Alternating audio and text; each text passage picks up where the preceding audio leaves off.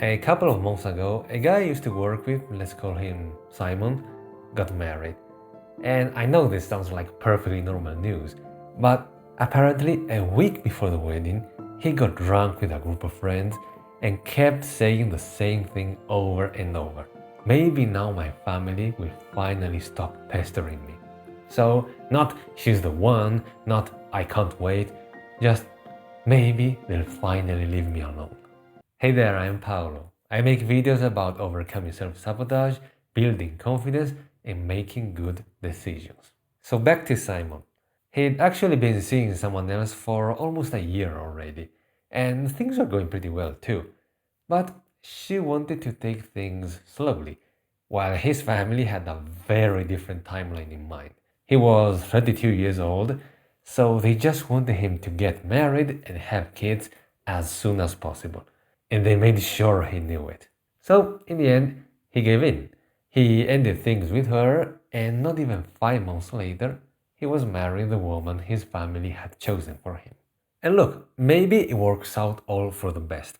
I hope it does. But that's not the point. The point is why he did it.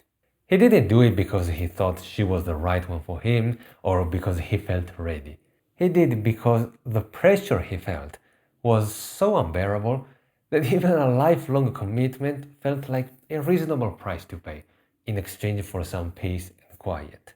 He made a permanent decision to solve a temporary problem, and he's going to have to live with the consequences of that decision long after the pressure that caused it in the first place is gone.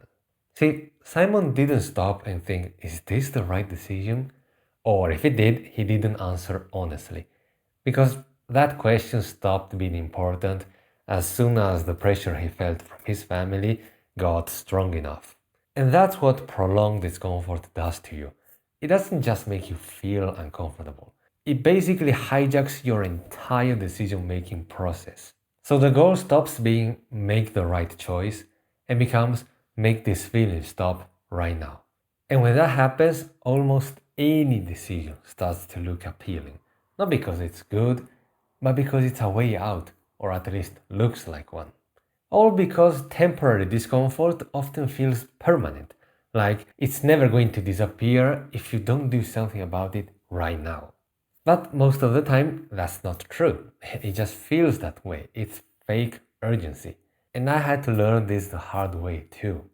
For example, when I was in high school, there was a guy in my class whom I called Marts. We were pretty close and got along well, and it was, I think, the last day of our second year of high school when we decided to go to a nearby park to hang out before going home. At some point, one of our classmates, whom I didn't like, kicked a ball full force into Martz's back while he was looking another way. Martz got really angry, obviously, so he decided to leave. And while he was leaving, he turned around and said, Paulo, let's go. And I wanted to, of course I did.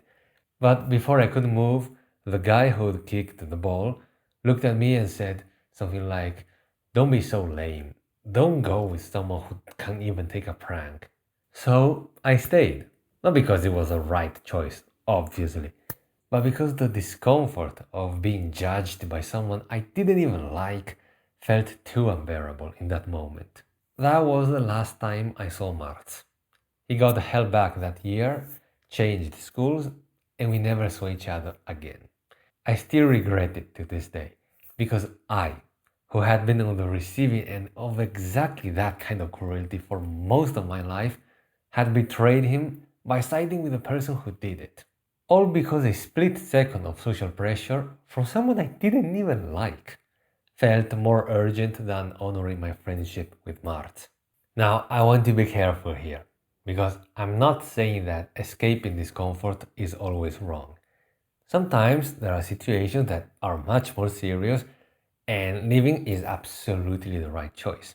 There's a difference between making a permanent decision to solve a permanent problem and a permanent decision made to solve a temporary feeling. The test is simple. If the pressure disappeared, would you still make this choice? Would you still pursue this goal? Would you still choose this relationship? If the answer is yes, then it's probably the right one. But if the answer is no, or even I'm not sure, then wait. Wait until you are calmer. Because a decision that makes sense only when you're under a lot of pressure and feeling super stressed is likely not going to be the right one. See, I've thought about that moment in the park a lot over the years. And the thing that always gets me is how little time it actually took. It was 1 second. Someone said something, I felt the pressure, and I reacted before I could even give myself a chance to stop and think about what I actually wanted to do. Sure, sometimes you have more than a split second, but the point is, the only way to defend yourself and prevent something like that from happening is to get into the habit of pausing before reacting.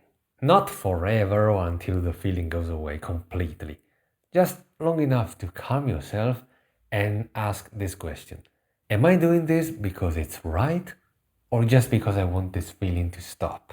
If I'd asked myself this in the park, the answer would have been obvious, and I wouldn't still be regretting it to this day. So look, pressure is uncomfortable. Discomfort is uncomfortable. And wanting to stop is completely normal. There's nothing wrong with that feeling. But the feeling passes. Sometimes slowly, sometimes quickly. And once it's gone, what are you left with? The consequences of your decisions. And who's gonna have to live with those consequences? You are. So make sure your decisions are yours, not someone else's. Thank you for watching. And one more thing, you can find my free confidence guide in the description. It's pretty long, something like 38 pages, but it's really worth a read, if I say so myself. Because the stronger your sense of who you are is, the harder it is for external pressure to make your decisions for you. Well, thanks again for watching, and I'll see you in the next video. Bye.